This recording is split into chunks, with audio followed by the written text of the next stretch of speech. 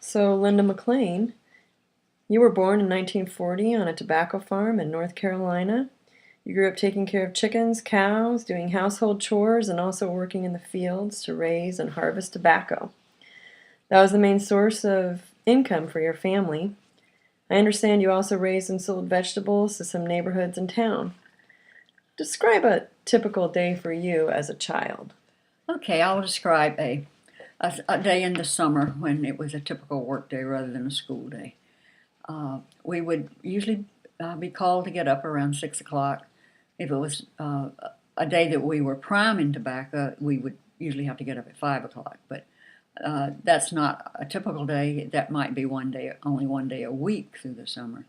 Uh, the other days, we would get up about 6 and we'd eat a big breakfast. Mama always cooked a big breakfast of farm eggs and ham and biscuits and gravy and maybe a couple different syrups that we could have with butter on our biscuits.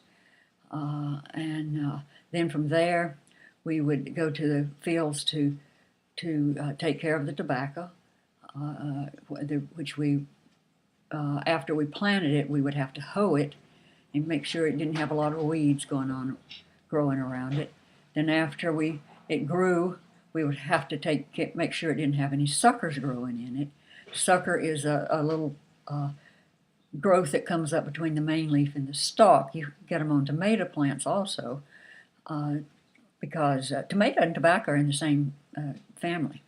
And you want to pull that out. You don't want it taking growth away from the main leaves and plant. We'd have to sucker, and then these big green worms would come, and they come to tomato plants also. And we'd have to go out there and pull the big green worms off and pull them apart. And I absolutely hated pulling those worms off. Sometimes I was certain they were going to bite me or pinch me. And that was the worst job ever on the farm, was to have to go out there and turn all those tobacco leaves over and pull off those worms. And I would beg my papa to please not make me have to go worm tobacco, and he'd say, that's just a job we have to do. We got to do it. And I would go do it, and one year I really felt tremendously sad at something I did, and I still feel sad about it. I almost felt my papa was being cruel to make me worm tobacco when I hated it so much. So for his birthday, I got some worms and put them in a little box and wrapped them up like a present for his birthday and gave them to him. And he was so excited that I was giving him a present. And he didn't realize it was a horrible present, that it was those tobacco worms. And I felt bad about him opening them after he did. And it was just a normal chore that had to be done, because if they ate up all the leaves, we wouldn't have any money. We wouldn't get any money from the tobacco if they ate up all the leaves. Then after we would do that, would usually be close to dinner time. Dinner time is noon on the farm, and there would be a big dinner cooked. Usually, Mama would cook up a big part of it while she was cooking breakfast, even so that she could go to the fields and work with us. Then we'd come in, have the dinner, and then we always got to have a rest afterwards. And then after a 30 to 45-minute rest, we would, if the tobacco needed more work, we could go back to the tobacco fields, or it may be working the vegetable farms to get them ready to get vegetables for our own selves. We were a self-sufficient farm. We grew our own vegetables. We canned them for the winter. We picked our own fruit, canned it for the winter. We even put up our own hogs in vegetable jars. And, well, and of course, we had the smokehouse, too, for the hogs. But we were very self-sufficient. We took our own grains to the mills to have them ground for bread. The only thing we ever bought was maybe a little piece of beef on Saturday after we took our vegetables to town to sell them. We did not grow our own cows. We did not have main ways of keeping the beef in. We did not have big freezers and things. We only had a little refrigerator, and sometimes our refrigerators didn't even make ice. So we had no way to keep beef over a long period of time. Then after we would go to some area to work, be it the vegetable patch or the tobacco patch, after we had our rest, and we would pick beans and peas, and we maybe pick them for ourselves to use in store, or we may be picking them to take to town on Saturday to go on the peddling route. It was called a peddling route when you went from door to door selling vegetables. We also sell milk and butter and eggs, and all the people were always glad to see us coming. And one of the things that influenced my life all along is we always went into what we call, quote, colored town. Colored town was the black neighborhood, and we always sold vegetables and things to them too.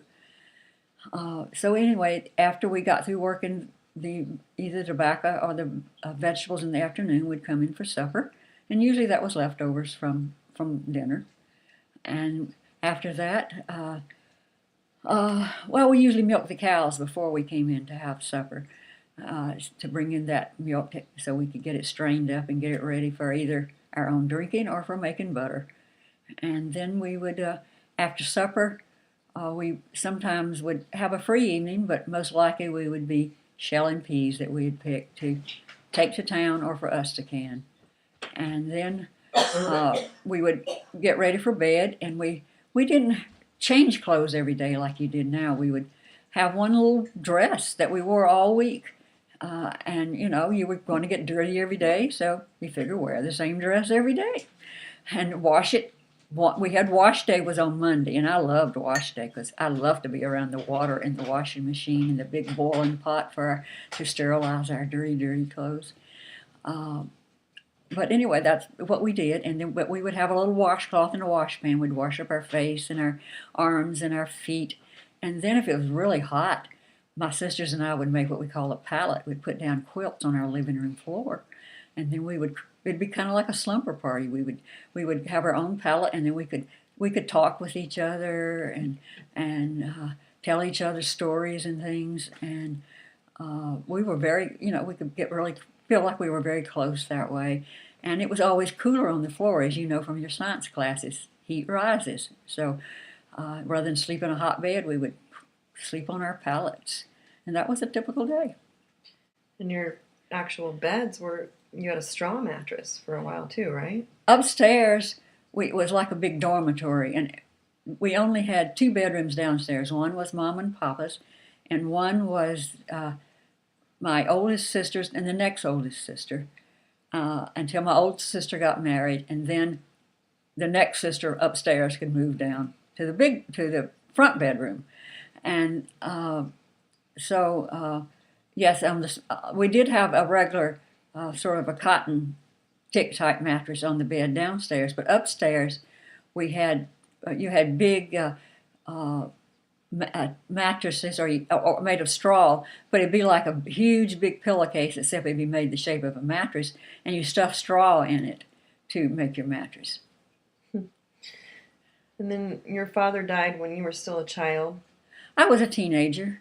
I was 13 and a half, and he was and my uncle were rechecking the spring tobacco plants that we had put out to make sure none of them had died, because he wanted to replace them if they had. And a big bolt of lightning just came out of the sky and killed he and my uncle. And he was the one who ran the farm, so your mom had to take over more responsibility, and you kids did? Well, at that time, I was the only one left working the farm with my dad, and my uncle had come there to live to help him. My sister Mildred would help some when she got off of work, but she had already graduated from high school and was working as a secretary in the town of Winston-Salem, which is the closest town in terms of a large city to us.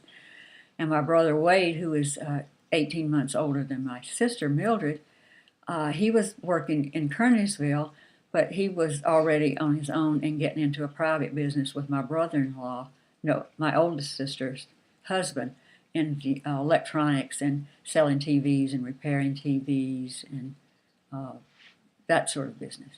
So I was technically at that point the only child left on the farm. Would you consider your family to be poor when you were growing up? We were poor monetarily, but we were not poor any other way. We had all the food we needed to eat. I said we could grow everything we needed to eat. We had each other. We did a lot of teasing. We were not a family that went around saying, "I love you," and hugging each other. But we knew we cared tremendously about each other. We knew there was love there. We didn't have to say it. And I never felt lonely that I really remember as a child growing up. And we had community, something that I feel has been lost in today's society.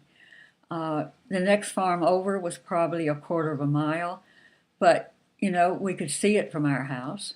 It was across the wheat fields or the oat fields, and a pasture to my neighbor's house, and we could see it. And I remember watching. They had a big dairy farm, and I can remember their barn catching on fire and burning up one day, and how all the farmers got together and went over and replaced their barn for them.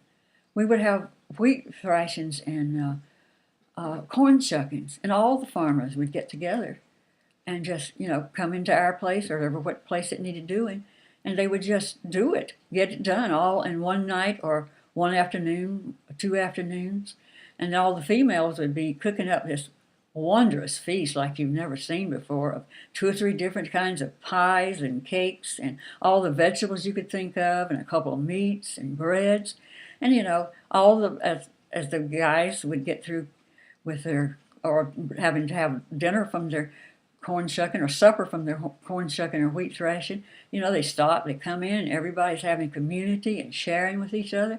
Yes, they're tired from working, but there's so much love going through the whole community and so much sharing that and I don't see that going on today. And I miss that, and I feel society as a whole is missing something.